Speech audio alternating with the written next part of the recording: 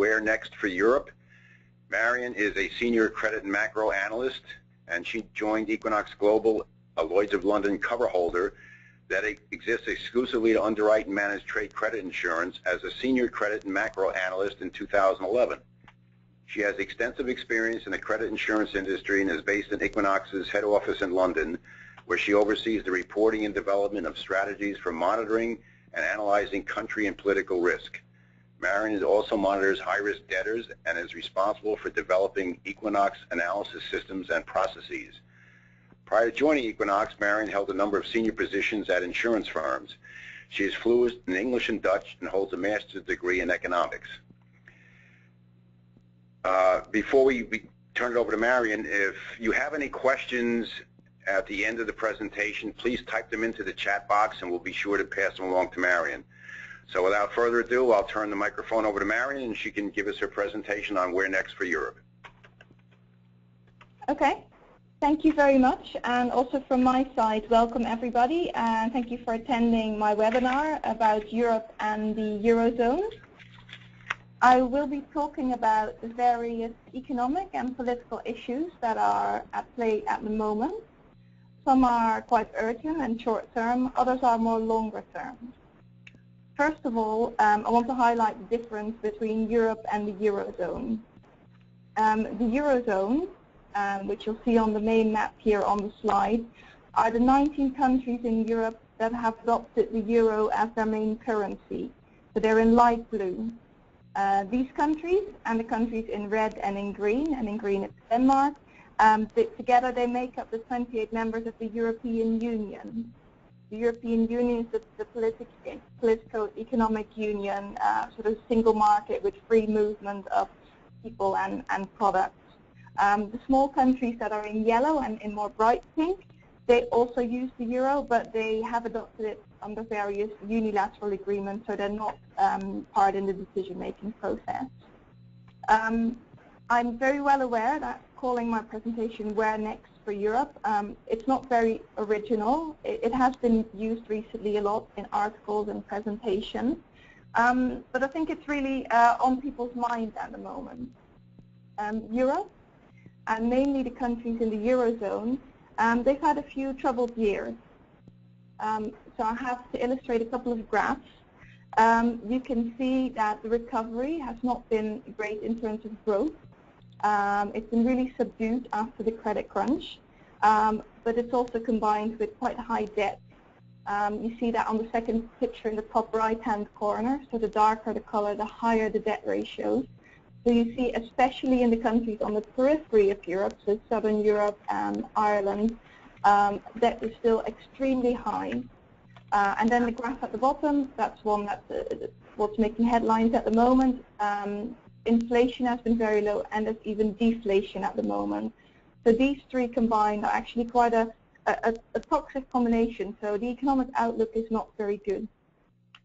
The Eurozone, it's not a country, of course. It's a monetary union. It does not have a political or a fiscal union. So it's actually quite an unorthodox setup. And now we've had the credit crunch, and the years after this, it has really tested the system, and we've seen some fault lines emerging. The main issue, of course, is Greece. Greece is by far the weakest member in the Eurozone. It has needed to be bailed out, and it's currently suffering under quite harsh austerity and reform conditions. In January, the Greeks voted in a new government, promising an end to all this. But they're in a standoff with the rest of the governments in the Eurozone, and we're very close to what the papers like to call a Grexit, or a Greek exit out of the Eurozone. A country leaving the Eurozone is something, there's no scenario or no rules or regulations for this, no precedent. So if this were to happen, it could undermine the Eurozone. But I'll come back to Greece a couple of times actually in this presentation. Another reason to call my presentation Where Next is that Euroscepticism is on the rise in many places in Europe. So you see that people have more doubts about the concept of Europe, the European Union, the Eurozone. But in the United Kingdom, it's the most prominent. The UK has not adopted the euro, so it still has its own independence in terms of monetary policy. But still, there are quite strong sentiments to leave the European Union, and there's a small chance there will be a referendum even taking place in a couple of years' time in 2017.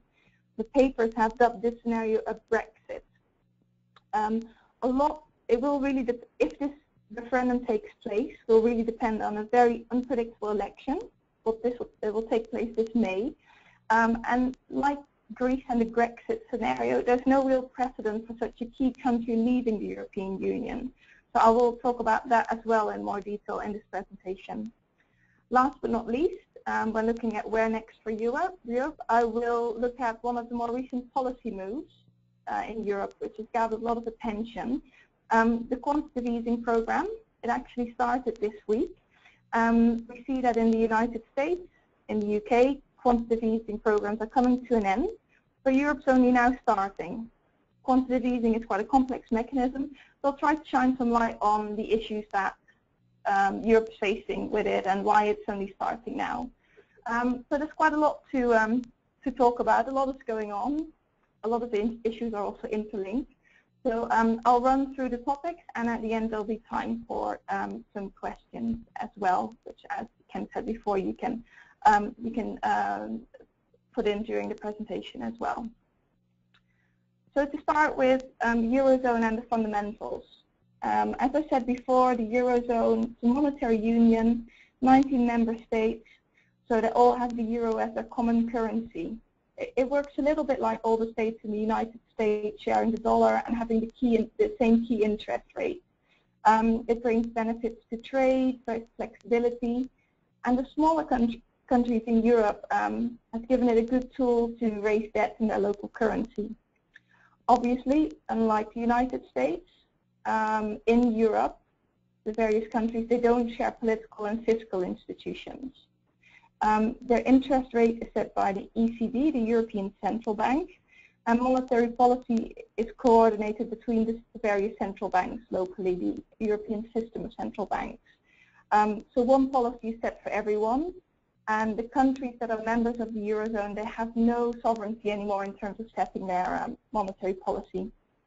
There is some political representation as well. The finance ministers, they're known collectively as the Eurogroup, and they meet on a monthly basis to set broad economic policy guidelines. They can put some pressure on participating states to conform to things like budgetary commitments.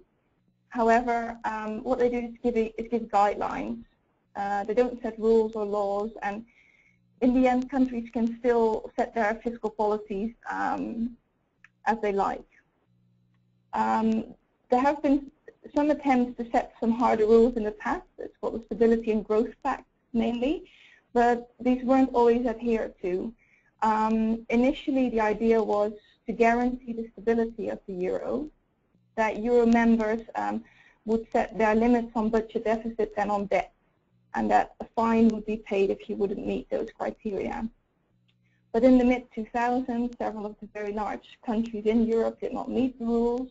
There was some political discussion, and no one was fined in the end. And even now, when Europe's trying again to set some stricter rules, exceptions are being granted. So that's really problematic. So it shows a fundamental flaw as well. And the voters in Europe, they still mainly look at their own government for accountability. They don't really look to Europe. That obviously isn't the European government as such. And I think the countries and the voters have learned as well that the guidelines that they don't have to be adhered to. So accountability is an issue. And I'm sure you will feel in the US that when you look at the Fed and the Congress, there's much more accountability. Solidarity is an issue. Again, it comes back to the same point. There's not one European government, but we also see quite large cultural and economic differences within Europe and the Eurozone. Countries still have their own tax regimes, and obviously within a country there's some cross-subsidy. Weaker regions will be supported by stronger ones. But now you see that within Europe the economic fortunes of the different countries are varying actually quite widely. solidarity has not really, it's not really there. If we look at it really black and white, we can say that the countries more in Northern Europe, they're quite thrifty and they have more efficient and quite free market economies. In the South, there's more debt, less efficiency, and quite a lot of regulation and government interference in the economy. And we've seen some quite interesting questions come up. Greece, again, is the prime example. The new Greek government that was voted in January has said, my voters have voted for an end to austerity, and we want a new program, a new deal. But obviously, the German voters, for example, they would not support this. And we have, of course, voters in Spain as well who are going through austerity that's been imposed upon them by the European institutions, the ones they didn't vote for. So it's a very difficult discussion, who's right, who's wrong. I think there have been some responses from Greece saying, well, Germans should understand the solidarity issue and the long-term outcome, but obviously we can't, you can't answer this, and it shows that the political union is really missing here, and Europe is definitely not one country. And the way policies are being made in Europe, it should be the finance ministers, but we see now there's crisis, heads of states are obviously involved. We see deals being made through networks, crisis management, and generally it's seen as if a federal government would probably be more efficient to run through a crisis like this. Running a currency under a lot of countries under one umbrella is problematic when you have differences in how the countries are doing economically. And looking at those imbalances, I come back to Greece and Germany again, because they're at opposite sides of the spectrum. Greece adopted the euro in 2002. That was about 3 years behind the first wave of members adopting the currency. They had some trouble getting in the late 90s. They initially missed the economic criteria and they had to go through reforms to be able to meet them and to be able to join. Even in the end, they never really met the criteria, but just based on progress, Europe let them in. But they were warned straight away, you have to keep working to drive your economy. Then a few years later, Greece even admitted that it fudged its figures to get in. It had never been even close to meeting targets or trends. So again, they had to go back to the drawing board and try and get their finances under control. It wasn't punished because a lot of countries were missing their targets, and there was some uncertainty about how do we deal with it. What should the sanctions be? So the problem wasn't addressed then in the early 2000s. After that, Greece had a couple of good years, and this shows another issue with the Eurozone setup.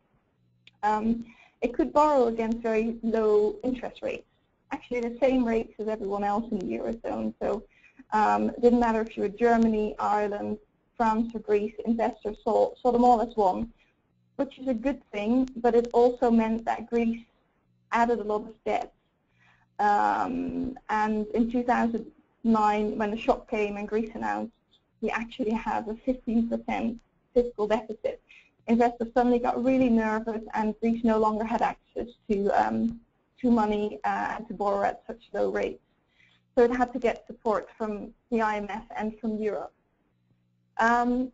So Greece averted the crisis a few years ago, but it's been really tough on the economy, and I'll come back to that on the next slide as well. But when we talk about imbalances, we can also look at the other side of the spectrum. Germany is the Eurozone's largest country in terms of GDP and population, and it's always been among stronger performers in the Eurozone. It has very strong fundamentals, low unemployment, it meets its inflation targets, low debt. The country is even culturally very adverse when it comes to debt. In some big stores, I think it's even IKEA, you can't pay with credit card, just debit card. the government has written into the law that their federal and state budgets have to balance. So even deficits are not allowed at all. The euro poses a very large advantage to Germany. Its closest trading partners, which are mainly in Europe, of course, they now they use the same currency, so they can no longer devaluate to make themselves more competitive against their German competitors. This has led to Germany building up quite a huge current account surplus. A surplus like this implies an excess of saving over investment, and this is something that Germany at the moment is actually being criticized for. Germany is not spending its windfall, and it's not borrowing, even though it can borrow at extremely low rates.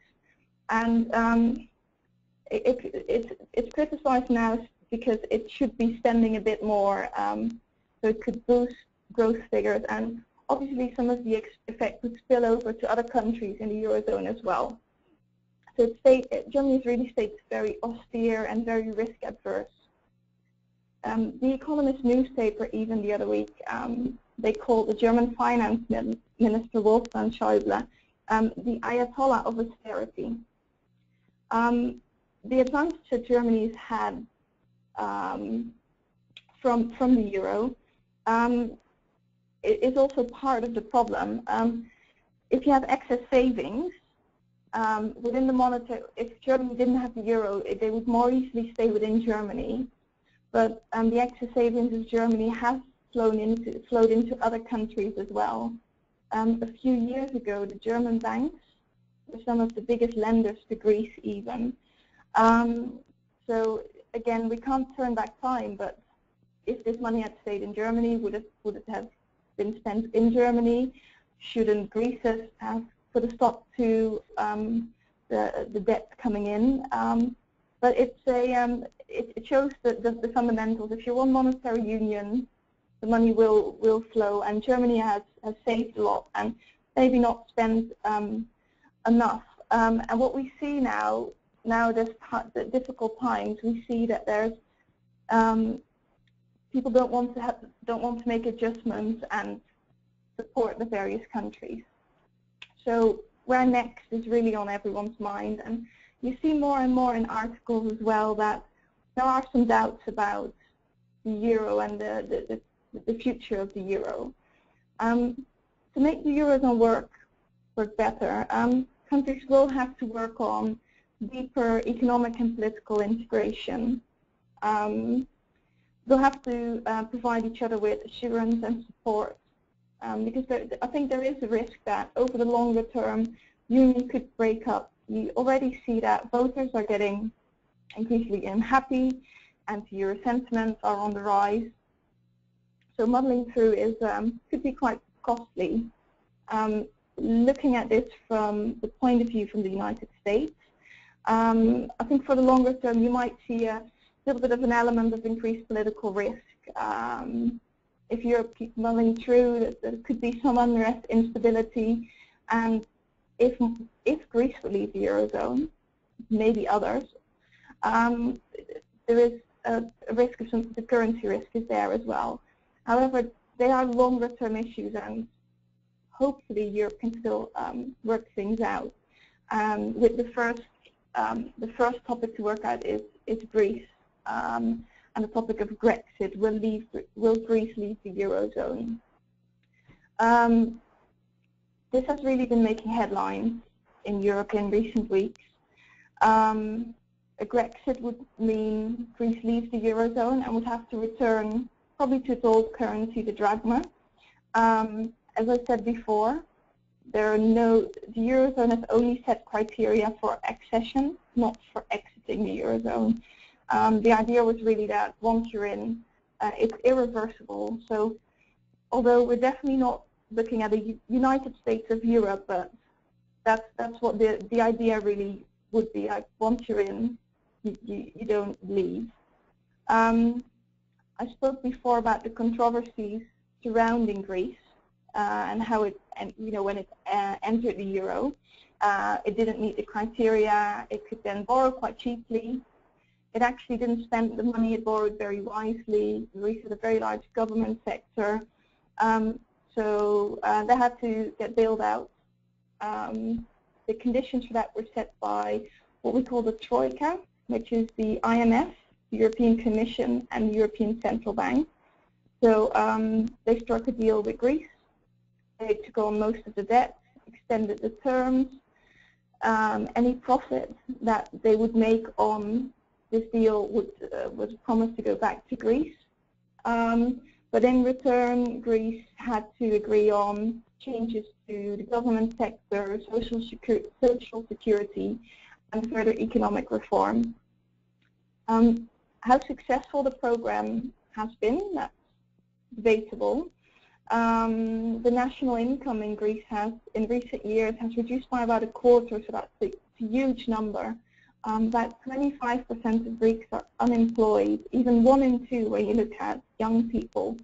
So even though lots of young Greeks obviously have left to find opportunities elsewhere, these are really, really harsh conditions. And the debt that Greece has, the debt ratios are so high, it's almost impossible to grow out of.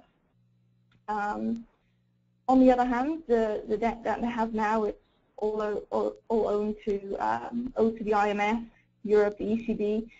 They're on very, very long terms, quite favorable terms. So there hardly any private credits anymore. And actually, until last year, growth was very slowly coming back. But the Greek an election this year has changed things. All this austerity has given rise to victory of the Syriza party.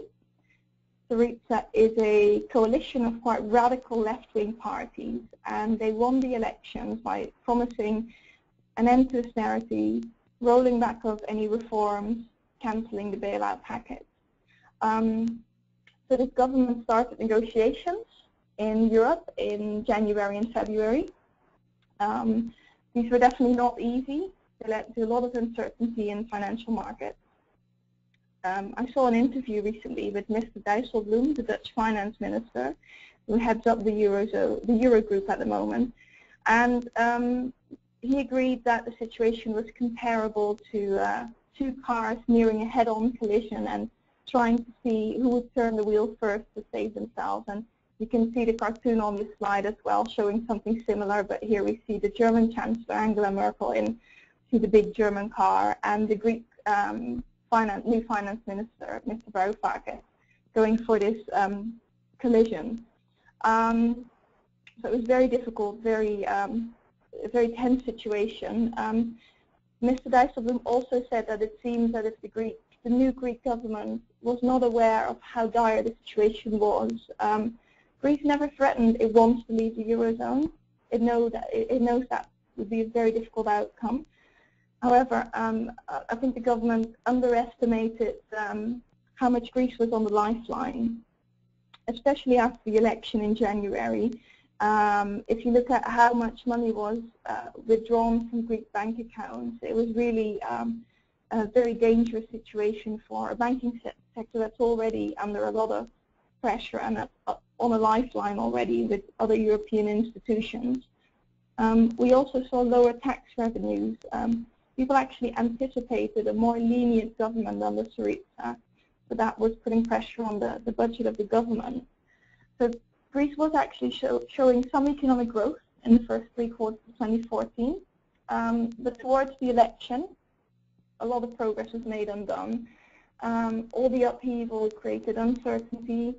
Again, the worries came up about the Brexit, capital controls, so investors put projects on hold, foreign investors were scared away. So it was a very, very difficult situation.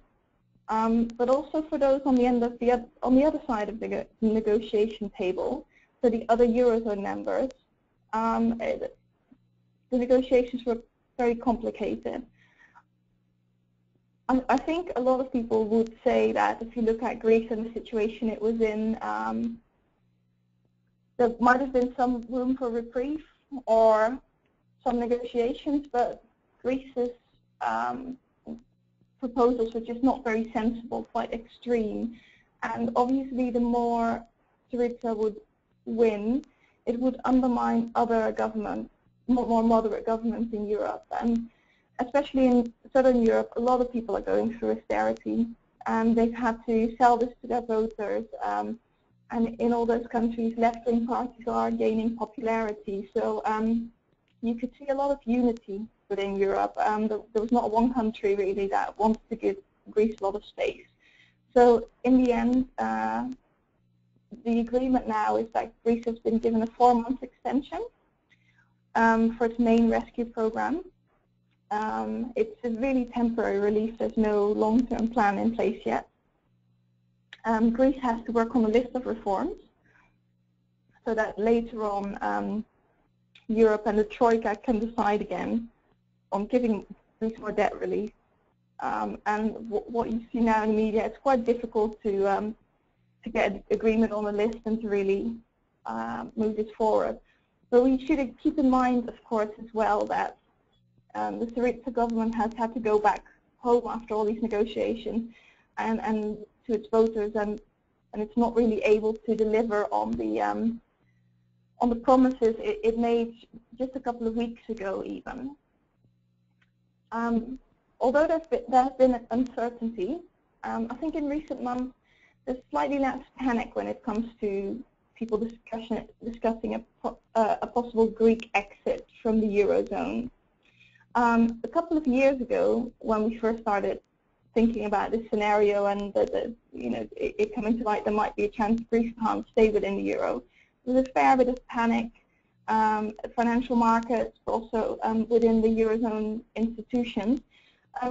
If you look at it this time around, the situation seems less panicked, and there are a couple of reasons for this. A couple of years ago, the European crisis was very difficult in more countries, and we even spoke about the 5 countries and with the acronym PIIGS, P-I-I-G-S, so Portugal, Italy, Ireland, Greece, and Spain. They were all going through quite difficult problems, but except for Greece, they're actually now all in a better shape. They're going through reform, austerity. There are some separate issues still. In Italy, the growth is very low still. Unemployment in Spain is high. Ireland still has very high debt. However, nowhere is the situation as difficult as in Greece.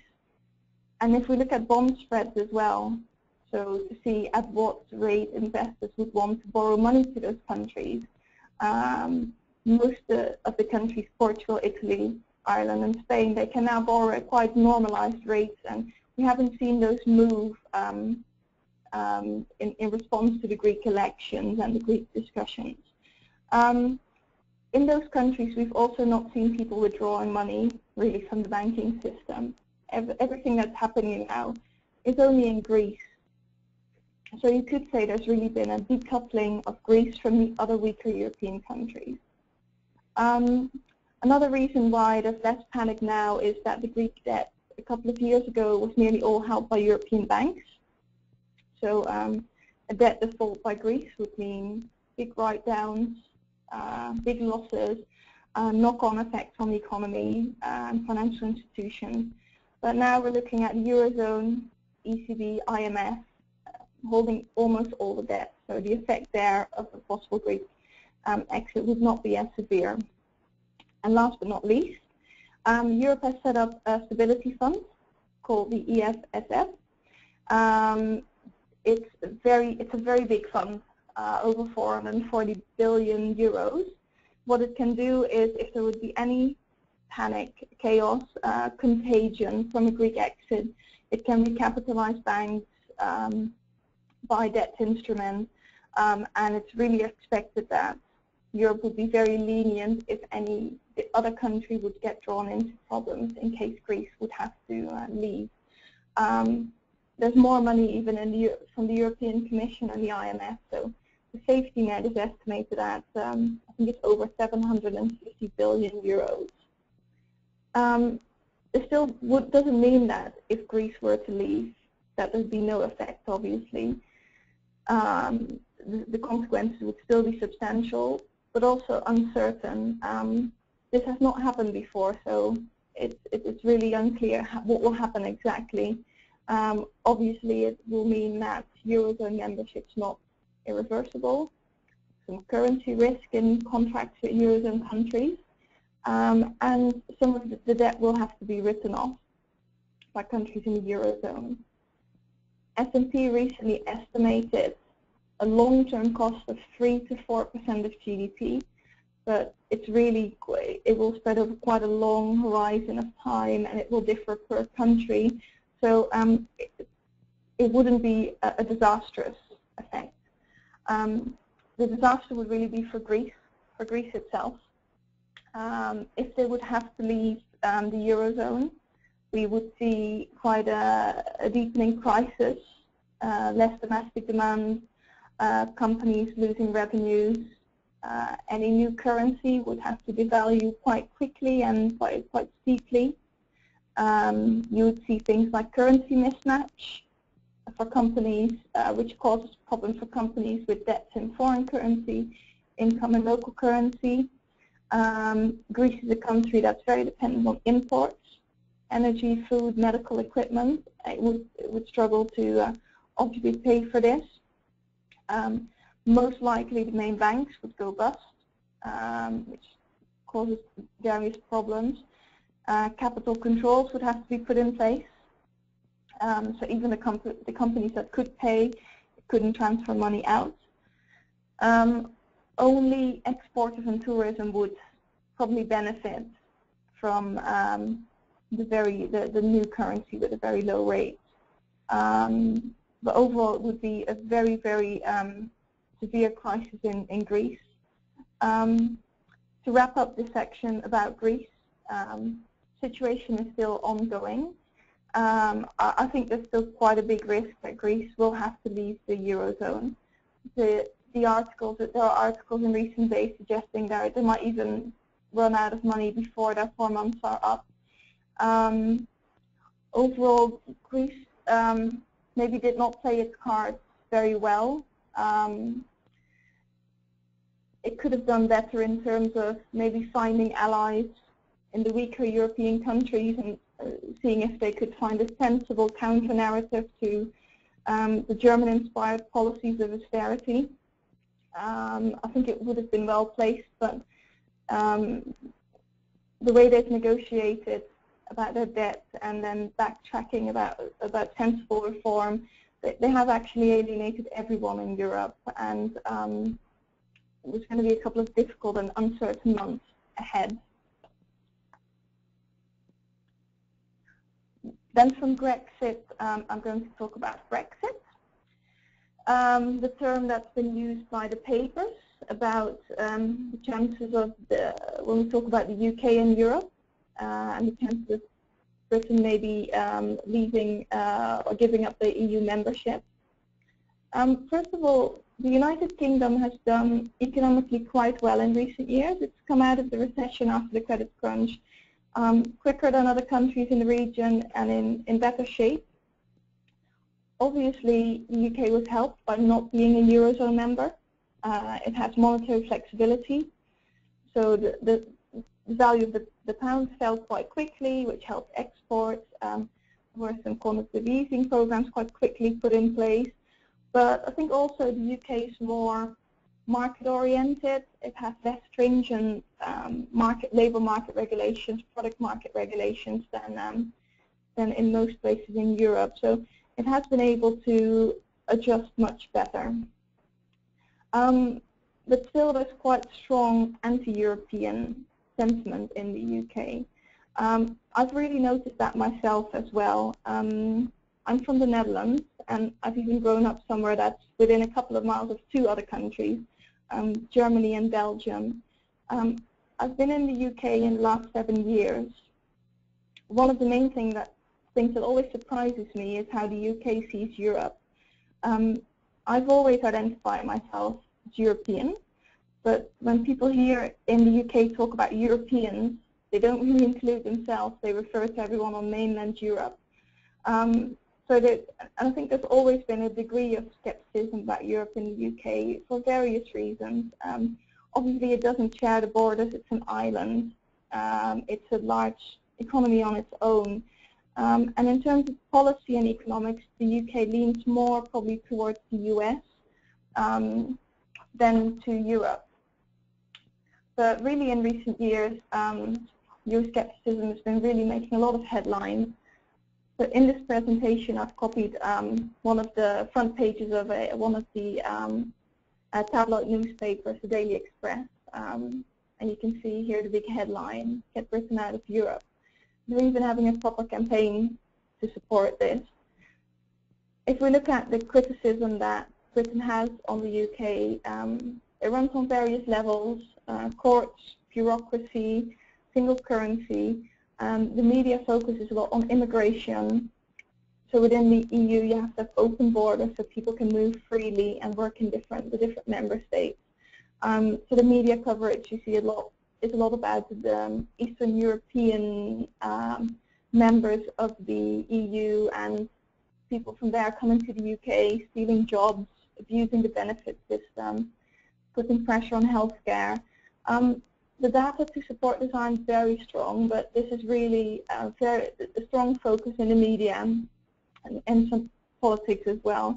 And I think now the Eurozone is so troubled, and we see that here a lot as well, the popular support for leaving Europe is there. A large part of the Conservative Party's members and voters are very Eurosceptic. So they have promised, the Conservatives have promised an in-out referendum for 2017 if they win the elections. But I'll come back to the elections on the next slide. I just first want to have a quick look at what would happen if the UK would leave Europe. I think firstly what's important to look at is exports to Europe. They estimate that about 14% of GDP, so that's quite a substantial number. Obviously, the European Union is very large. It's a very large economy if you add up all the countries. Leaving the EU could mean tariffs, trade barriers.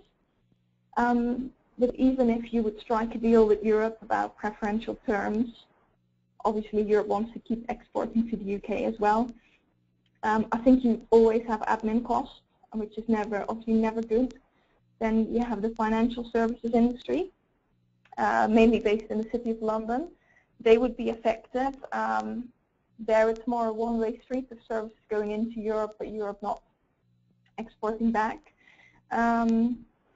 So Europe wants to probably keep a check on regulations in the industry as well. So it could be that it would be more difficult to strike a deal there. In return, you could see big banks, head offices of insurance companies, etc., moving some of their operations and head offices to Europe. Again, this would be costly for the UK.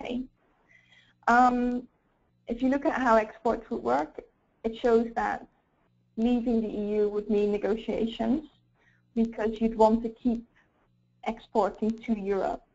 You want to have some access to the market. And Europe will probably have a strong bargaining position if the UK were to leave. You could end up that the UK strikes a deal similar to other non-EU members in the region, Norway and Switzerland, who in return for access to the market have to accept rules and regulations set in Europe without having a say or having to make contributions to the EU budget. So that wouldn't be very favorable. Obviously, some industries would benefit. There are some industries that are looking for deals with China and India, deals that they couldn't, you can't reach if you negotiate with everyone in Europe. But I think still the majority of the British economy would suffer. This uncertainty, if there would be a referendum, would bring costs. It could shy away investors as well. Then I want to have a quick look at the power balance in Europe. A Europe without the United Kingdom could see a shift in the axis of power. Britain is very free market-based. The philosophy counterbalances the more state-controlled leftist views in some other big countries in Europe. Without the UK, France and Germany will be the main power centers. This is a concern in the Netherlands. lean a bit more towards the UK. On the other hand, maybe it will lead to more unity within Europe. And last but not least, we should look at if Britain leaves, what if others would want to follow and the unity in Europe gets undermined? That would obviously be problematic. Luckily, we don't have to, it's not certain this will happen. Obviously, there needs to be a referendum. But even before a referendum takes place, we have elections that will determine if the referendum will take place. If the Conservatives do not get an overall majority, they're very unlikely to do so. They could probably not push through a referendum, or it would depend on quite difficult negotiation with possible coalition partners, because not every party in the UK supports is as anti-European. The elections we will have here in May, they're promising to be one of the most unpredictable in quite a long time. The status quo of either having Conservatives or a Labour government, the status quo has been eroded. It's very unlikely either one of the parties will get a majority of seats on which it can rule efficiently. Like more places in the world, we see the niche parties gaining momentum and strength. People nowadays, unlike in the past, don't necessarily identify themselves with one party. They're not segregated much in terms of class and background, and they're generally used to shop around and have some choice. And the niche parties benefit from this. I want to mention the main ones. The most headlines are being grabbed by the UK Independence Party, UKIP. They were founded in the 90s on an anti-EU platform, obviously very popular at the moment. Then there's the Scottish National Party, the SNP. They are more on the left side of the political spectrum. The Scottish did not get independence after their referendum last September. But there has been promised more autonomy on local policy issues, and the main local party has gained an increasing amount of support. Then the Green Party is doing very well, and the Liberal Democrats are also still in the race. Although the Liberal Democrats have lost a lot of votes, they got about 25% of the votes in 2010 in the last election. They are a junior coalition party, but the UK is not very used to coalitions, and Lib Dem's been punished quite strongly by their voters because they've had to make a lot of sacrifices as coalition partners. So other parties at the moment are saying they don't want to join a coalition, but obviously we'll have to wait and see what the outcome will be early May.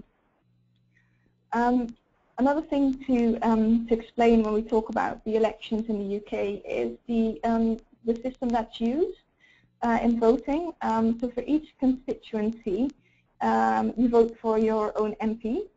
The system is referred to as first past the post. It can skew the vote when you have more than two parties in the running. So if you look at the UK Independence Party, they're likely to get, well, if you look at the polls now, maybe 15 to 20% of the votes. But it's gaining support mainly in areas where the Conservatives are very strong.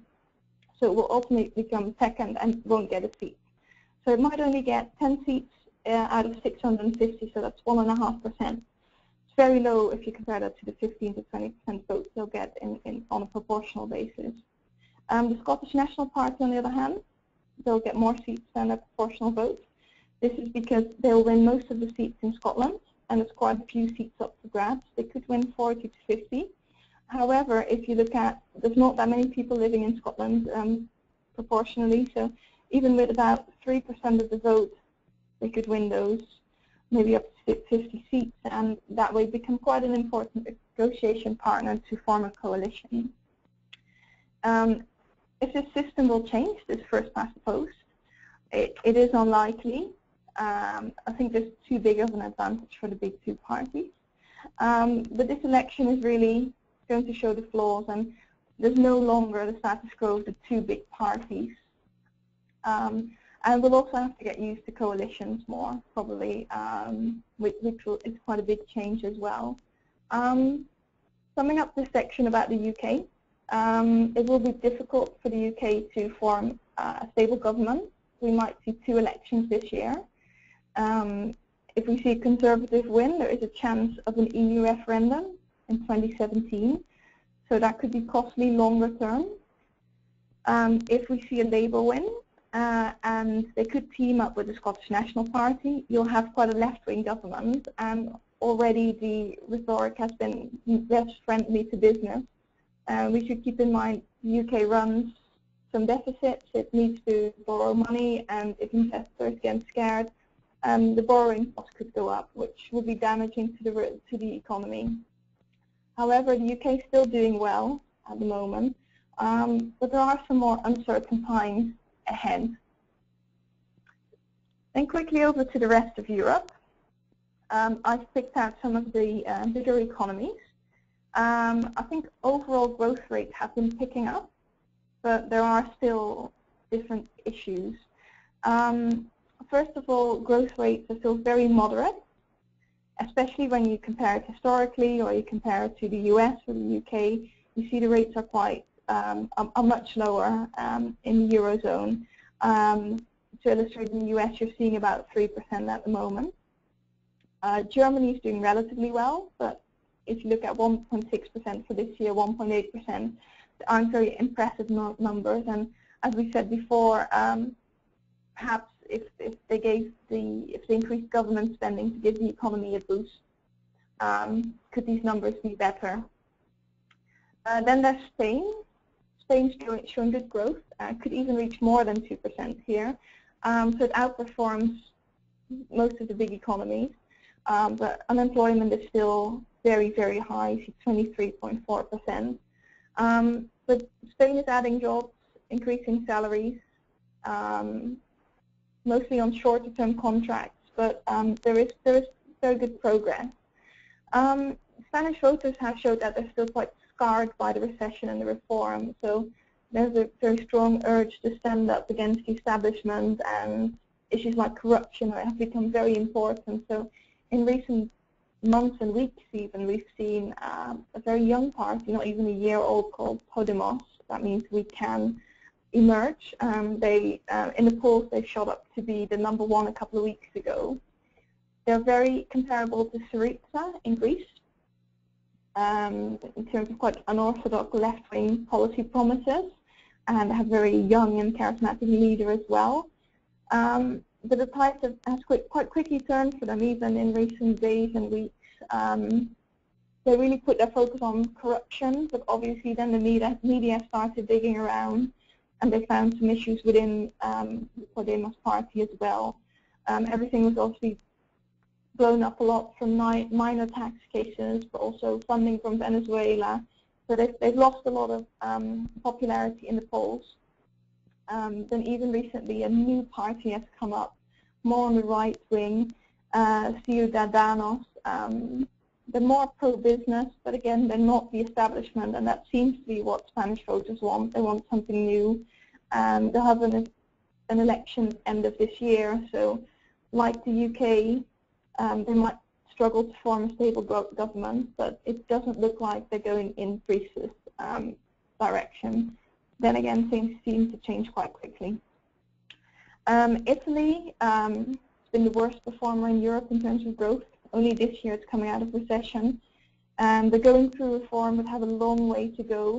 The President, Mr. Renzi, is facing strong opposition to his labour market reforms.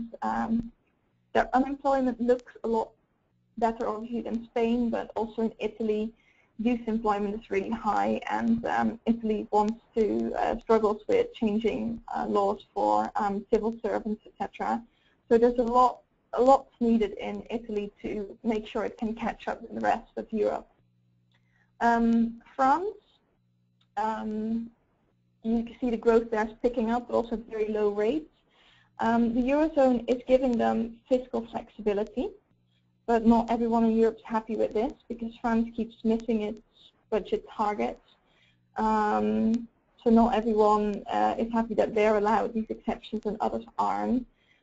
However, the government in France is implementing structural reforms after delaying this. and they're going through Parliament. So there might be more to come. So hopefully this will help France to get to better growth rates. Europe is working hard. To sum this up, there's some disagreement on various levels. Reform is obviously difficult, and we see there's the rise of the anti-establishment parties and the more Eurosceptic ones as well. So there's recovery, but it's fragile. And then I want to talk about quantitative easing, because that's another, obviously another policy that's been put in place now to help Europe alongside reform. We've seen the problems there are. We've seen the countries that are still struggling. The growth is not there. The European Central Bank has done some smaller projects in terms of monetary intervention, suppressing interest rates. It hasn't really been enough. And we've all seen that other countries that have had big quantitative easing projects, so the US, the UK, they've recovered much better and quicker. So whereas Europe seems to be a bit stuck. So there's definitely no time for complacency in Europe. And we should bear in mind the ECB stated even a couple of years ago it would do whatever it takes to preserve the euro, but we haven't seen much, really. And I think the background there is that, you know, we deal with the Eurozone. There's not one country, not one government, but there was disagreement about the use of this tool. And while politicians were discussing, the ECB has had to stand by. And perhaps even it has had to compromise on the timing and the size of the program as well. But the ECB has exceptional amounts of flexibility, and it can mitigate shocks. So this week, actually, they started the program, and you can see the ECB is now really using the firepower it has. I want to talk about a couple of concerns when it comes to quantitative easing. You know, we have the question already, will it be too little, too late? But to give some more background about the discussions. First, quantitative easing should have a signaling function, and is that really working? Rates in Europe are already very low, and the tools used in recent years, they haven't been able to really push banks to increase lending. Now the ECB is trying to buy a lot of sovereign debt, but the investors holding the debt, it seems they don't all want to get rid of it, even if rates go down, because they're still very risk adverse. Some even say that some parties would hold on to them even if rates turn negative, so they have to pay money to hold the debt. So it could be, although yields are capped for the central bank, that it could be loss-making for the ECB. Low yields or losses, that's not necessarily a problem, but it does really impact how the operation works. Can the targeted amounts being reached? You know, getting that signal out, breaking the mindset. It's almost more the PR campaign saying, yeah, we're doing it and we're reaching the right amounts, and this money is going into the system. So there is some concern there that that's not being reached. Although the message now from central banks really that they are, every day they're hitting their targets. Then we should keep in mind that in Europe companies rely on bank financing more than in the US. US you see more use of bonds. So the securities market in Europe is much smaller. Pass-through effect could be more limited. So especially now banks seem to be sitting on the money a bit more. They're not confident enough to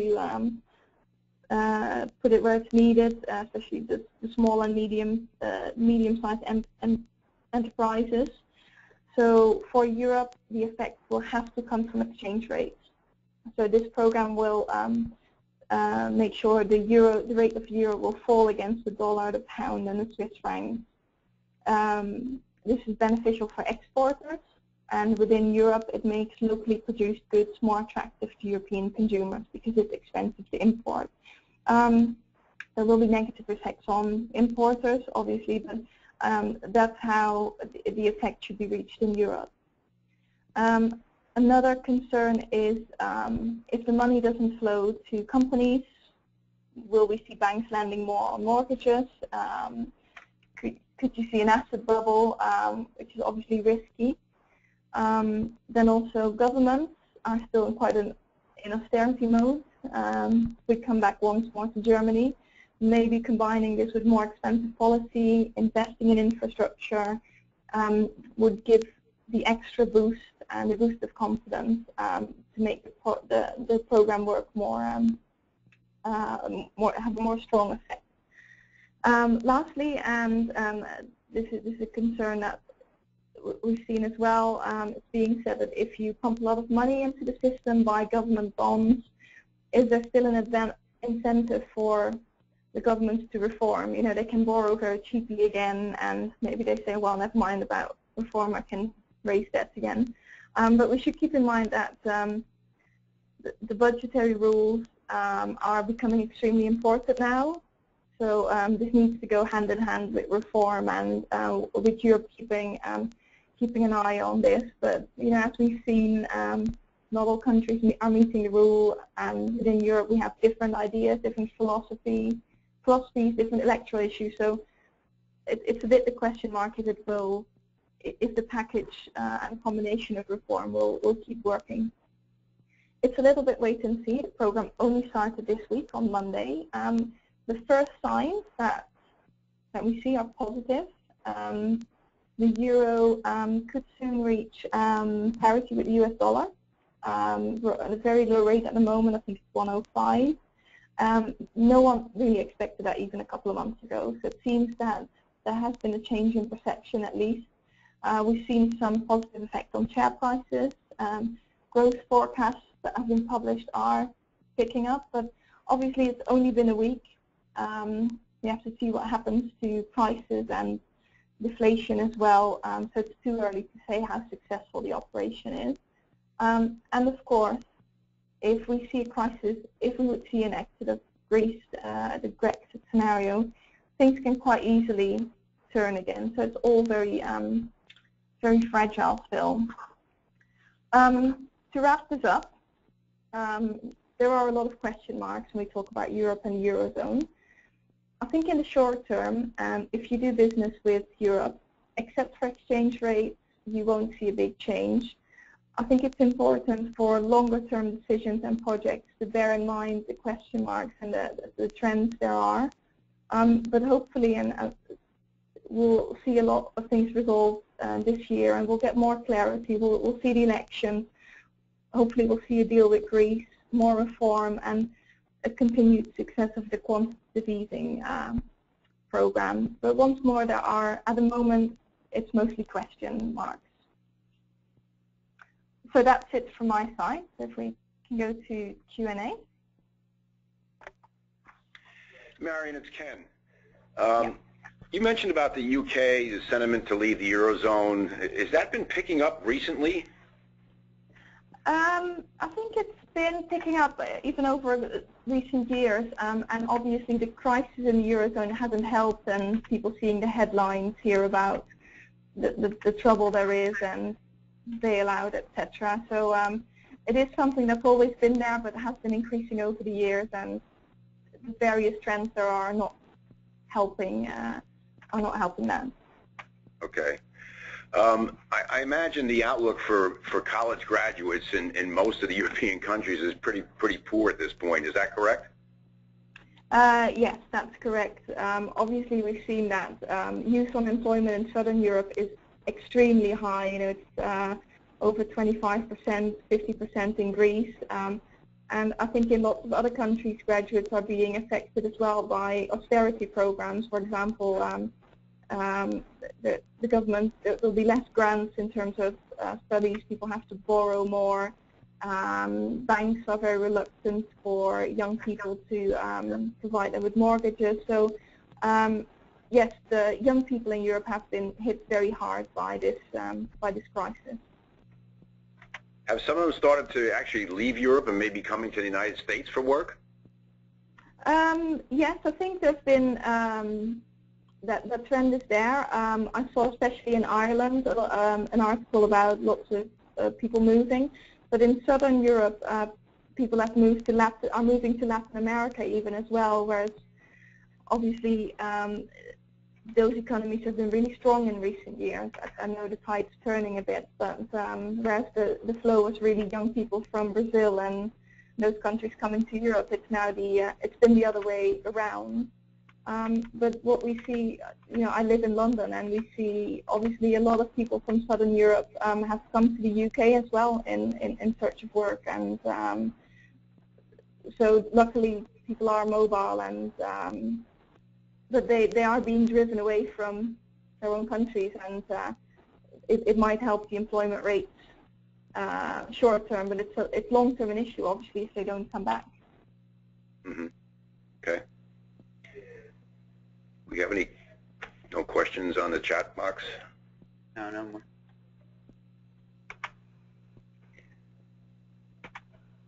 Okay.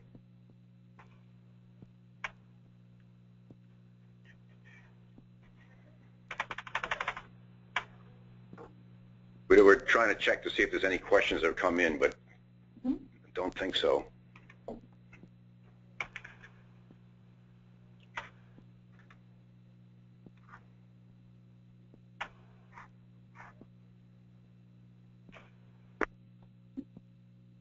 As well.